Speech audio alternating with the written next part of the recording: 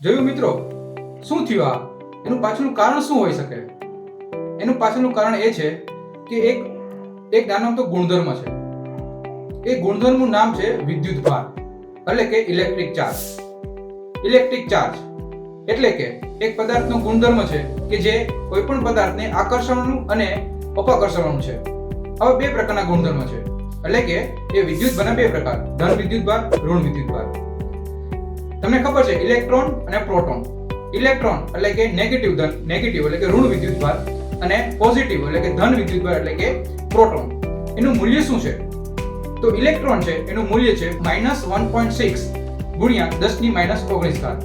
એવી રીતે પ્રોટોન એટલે કે એમાં પોઝિટિવ વિદ્યુતભાર આવે, એટલે કે એમાં +1.6 ગુણ્યા 10⁻⁹ ઘાત. શોધ કોણે કરી? શોધ કુલમ્બ નામના વૈજ્ઞાનિકે. વિદ્યુતભાર એનો એસઆઈ એકમ શું છે? એનો એસઆઈ એકમ છે કુલમ્બ.